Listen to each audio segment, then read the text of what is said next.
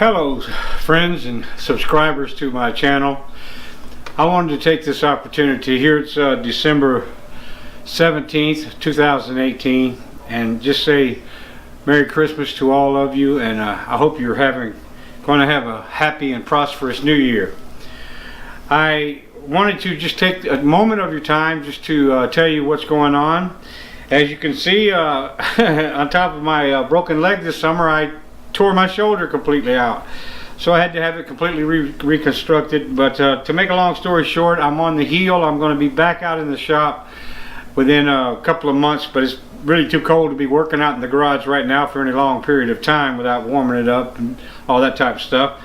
But what I did wanted to update everybody on, you could probably tell by the sound of this video and the appearance of this video, that yes, I have finally invested in some better camera equipment, and we are going to start getting some high quality videos out for you.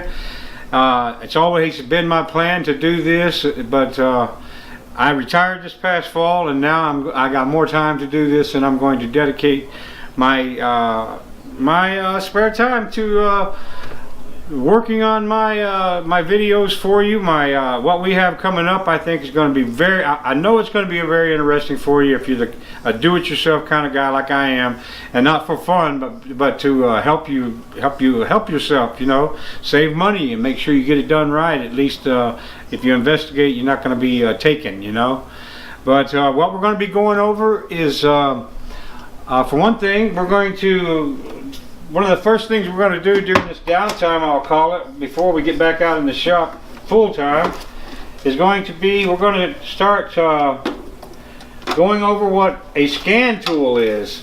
Now, the scan tool I bought a couple years ago, and I still use it to this day, is the Auto Ingenuity ProLine VCI. Now, this is not in any fashion a advertisement for this particular scan tool. It's just the one that I bought because I was listening or watching the Schrodinger's box videos back in those days, and I think he's one of the smartest guys out there, so I subscribed to his channel right off the bat. He and Scanner Danner and a few others. But anyway, he was using, this was one of the ones he was using, and another one he was using was AutoTap. They're both computer based. You have to have them plugged into a computer for them to work, to interface with. But you know, it was when I was first starting to learn about scan tools and all, so I bought this one. I got it for about $400 back in those days, and you pay $50 to upgrade it every year, you know, to update.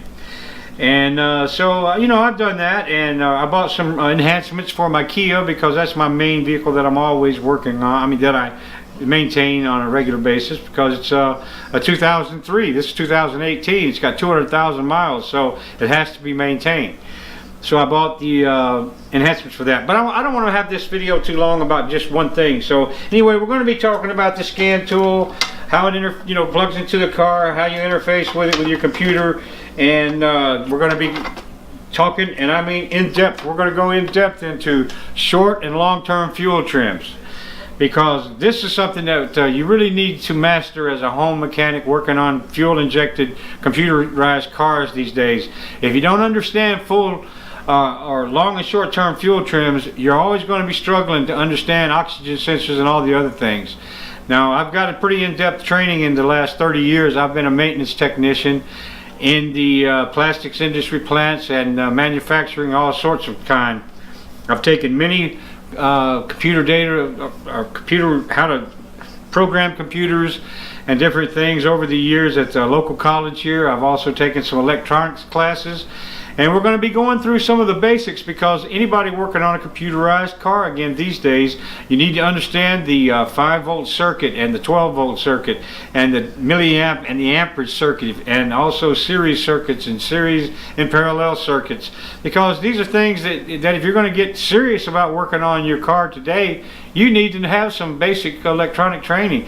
And if you're willing to stick with me or visit my channel, I'm going to put it up whether you see it or not, if it's not interesting to you. But it's going to be more for the beginner that has no idea at all what electricity, how DC current works and AC current works, and how you have them both employed in the car. The alternator in your car is actually producing AC current, which is converted into DC current with diodes in the alternators. And these are things that I want to teach you, because these are things you can use to troubleshoot, and they're easy to understand the way I'm going to show them to you. I'm not going to burden you down with a whole lot of useless information that only an electrical engineer would need to know, you know. But there are some basics that you do need to understand, because believe me, when you start working on your electrical system on the cars today, you can blow a $1,800, you know, depending on the car, you can blow up a very expensive computer very easily. And so before you even start working on electronics, and ever before you take my advice to open up any kind of electrical circuit, I would say that you need to fully understand how the DC circuit works and how grounding and that type of thing works in a car. Okay, so now this is my introduction to you, letting you know that I have invested in the camera. Now we're going to walk through the office, and I'm going to show you some of the tools that I have invested in also that are going to be very helpful to you. I know you've heard about a lot of them. One of them now is I don't have the expensive handheld Vantage scan tool, but I hope I'm like many of you. You know, I'm just trying to maintain my vehicles and things, and so I can't invest in a $6,000 meter when I'm only going to use it on my car maybe once a year, or a friend's car or something like that. Now I do a lot more work than that, but I'm still saying that, you know, I try to do the best I can. So, you know, if you're looking for that type of thing on my channel, you come to the wrong place. I won't be using advanced equipment unless somebody sends it to me and wants me to, you know, display it for them, or, you know, try to use it myself. I know how to use many of these tools. I have in some of the dealerships that I've worked at as a technician, but I can't afford to have those here right at my house right now. But you know, I'm not going to pour them out. It's just like everything else, like this camera. Sooner or later, I'm going to get what I need, because that's what I, you know, set my mind to do. So let's get down in the office. I'll start the video again, so you don't have to walk with me through the house to there. And then I'll go over some of the equipment that we're going to be working with down there.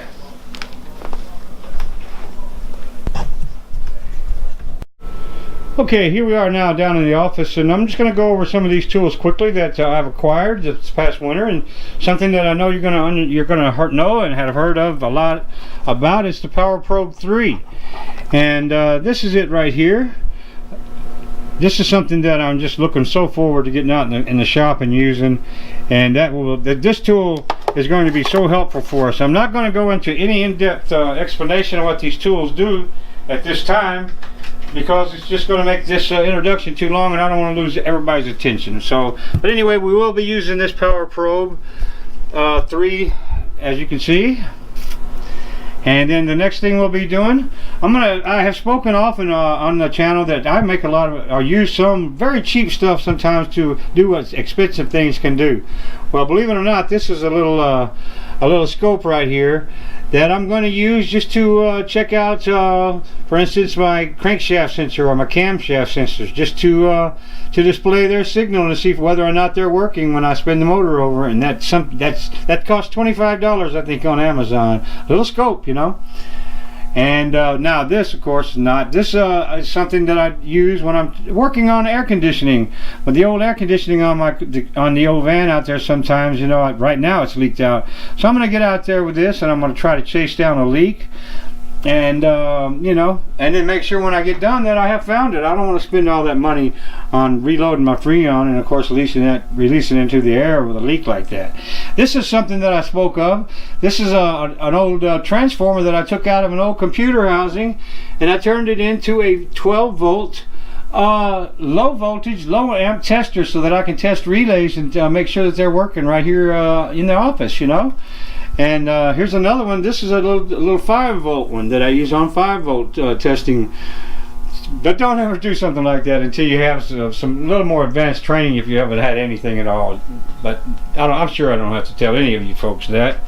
Anyway, this is something that I've ordered. This is for a hydraulic jack that I have, or any kind of electronic tool, or 12-volt tool with high amperage. This is a 25 or 24-foot extension cable that you can plug into the cigarette lighter, or hooks directly off the battery and still have the cigarette lighter plug on the other end. This is for testing anytime you have a battery, or you have a battery that's suspected of being on low voltage. We'll be showing you how to use this right here to test the battery. You should actually have two of these in series, but you can use one, and I'll show you how to know. And we'll go over a no start situation very thoroughly, and I'll show you not only that tool, but this tool over here, which is a remote start switch. And I'm going to show you how to hook that remote start switch up and how to use it. I'm going to go over some meters, digital meters, voltage and voltage meters, ohm, voltage ohm meters and all that. Digital meters that we can test the circuits out there in the car with. Now I'm going to also show you some that are more heavy duty for testing motors and that type of thing. We're not going to go into that too heavily because you won't run into that on cars too often. We're going to talk about the fittings for brakes and how to choose those. That is very difficult challenge when you start working on brakes, choosing the right fittings. We're going to talk about why flashers go out.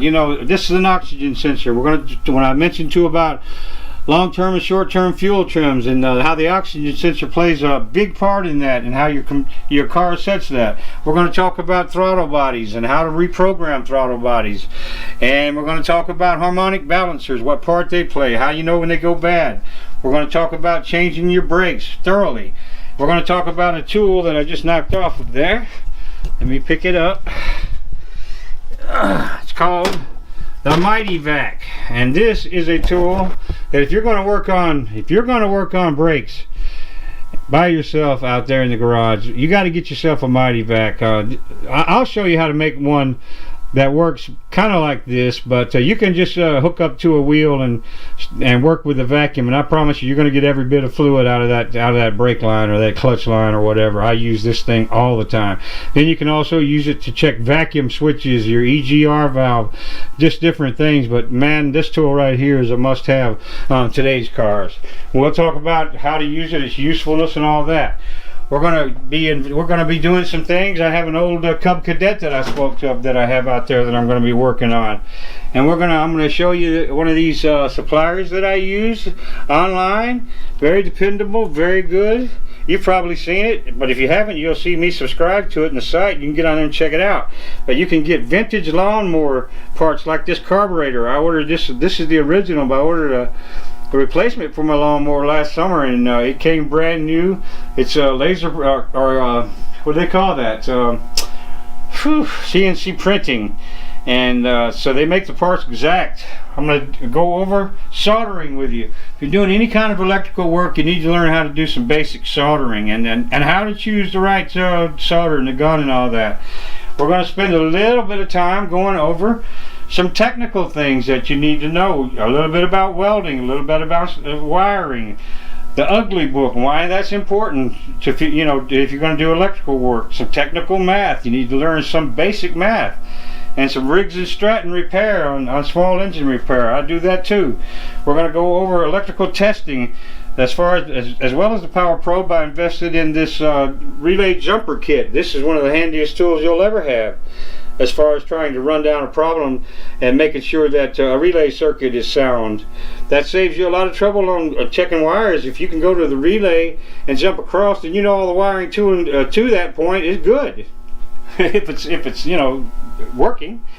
And so then we're going to go over how to choose the proper test light. You need more than one test light to check circuits on your car. For one thing, you need one that is really sound and can take a beating and has a long extension cord. Then you need one just strictly for 24 volt and low voltage circuits, computerized circuits like that come from the computer. Then you need some that are more heavy duty that can take brake lights and all that kind of stuff, more high amperage stuff like headlights, and so we'll be going over that. Then I'm going to explain the value of what you can get online as compared to some of these Haynes books. I'm not saying that these Haynes books and such do not have their value as far as getting some specs and stuff like that, but as far as in-depth things go, there's a limit to what you're going to be able to do with these. I'm not going to go over that right now, but I will own that statement. And the other thing is is we're going to get into some higher advanced maintenance things that you're going to wind up doing over time as you learn some advanced techniques, and that is getting in there and changing a timing belt on and a water pump, and the hydraulic belt tensioner. All that stuff's under the cover. You got, when you have to do major maintenance and tuning up on an engine. On the 3.5 mainly is what I work on, and that's what we'll be covering, and a Ford Taurus, because I have one of those too, a 2006, that's giving me some electronic problems. That's going to be deep and varied. So I'm going to be changing a power steering pump on this Kia 2003 Kia 3.5 liter, just almost immediately as soon as my arm heals. And then we're going to talk about how wheel bearings, when you got to replace the whole wheel bearing with the lugs and all that. A lot of times you're going to run into this on some vehicles and on cars. When you have a bad bearing, you're not going to just change the bearing, you're going to change out the hub, and that's a whole different ball game than changing just bearings. So this is just an introduction of some of the things that we are going to be getting into. I promised you that I would be doing these, and so I'm going to try to keep that promise and get some videos up. So once again, Merry Christmas to all of you. Now, one more thing I will show you before I close out the video. I will show you some of the camera stuff that I've got, but I'm sure you can tell by this video and the sound that it's going to be much better than it was. Alrighty. Okay, now once again we are back with the video, and this will be the closing part, but I just wanted you guys to see the investment that I have made in this camera equipment to get my site kicked off right this year, so that we can get some good videos out, some good quality videos that y'all know you're going to enjoy and you'll be able to follow, because the filming will be done properly. This camera that I bought, and again, this is not an advertisement in any form or fashion. I am not getting paid to say any of this. I did a lot of research before I even decided to invest in a camera. I mean, for a couple of years I looked around and I studied a lot of different things, and I studied my needs, and I needed something that was durable, easy to use, very, very sophisticated. And so I went and I decided to buy the latest camera in the GoPro line. It's called the GoPro Hero 7 Black, and I love this camera. I bought some accessories to go with it, a good Rhodes microphone, and some good solid stands, and I also invested in the GoPro Karma, which is a stabilizer that comes with this camera to keep nothing but good stable movies, and it also gives me about 4 hours of filming time with that. Then I invested in some good stands, and of course I have my old camera that I did all my other movies for. I can't abandon that, but I'll use that just when this camera, I have it set up and I don't want to have to move it. But this camera comes also, it comes back in those bags back there, it comes with a head strap, a chest strap, an arm band. I can strap it to my leg, I can strap it to a part of the car. It's in a housing right now that has the advanced microphone on it. It has another housing down here that's meant, and underneath this cover, let me uncover that. Underneath this cover, here's the original housing that it sets in, and that allows me to attach it to any extension pole. I've got one that I'm going to get from GoPro called the El Grande, and it's a good strong pole that can set on top of this stand right here when I need to put something on it. I don't want you to see my dirty clothes over there. Anyway, I will have that can sit on top of here if I need to get a taller shot, say on top of a vehicle or something like that. And then I'll be taking some of the stuff that me and Bonnie out, and it was just short stuff every now and then if you're interested. I love my dog, man. Alright, so that's it, and I'm going to finish up with a shot of Bonnie Lass, and that'll be it.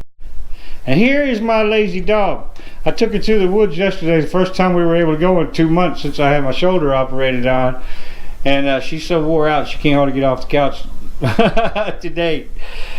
Ain't that right, Bonnie Lass? That's my little puppy, my rescue dog that I got back about 4 years ago, and I love her to death. And she's spoiled rotten. But I have to keep this couch covered with this stupid looking blanket because she's in heat again. Alright, that's a little more information than you needed, but saying goodbye from headquarters at Bad Bennett Automotive Diagnostics. Bad. Who's bad? have a good Merry Christmas. Thank you very much for your support. And don't forget, to give me a thumbs up every now and then on my videos, and maybe we can get some more subscribers, and then we'll be allowed to do some more things with the site that I'm sure some of you guys know, maybe you're not. But the more subscribers and likes you get on your video, the more you can do as far as things that you can activate on your channel. And I've been doing a lot of investigating on that stuff since I've been down with my arm. I've investigated my time in some research on how to improve my channel, and not for anything other than just making it better and putting more things on there that you will find useful. And I hope that some of these things we've discussed tonight you will find useful coming up in the future. So see you next time. Bye bye.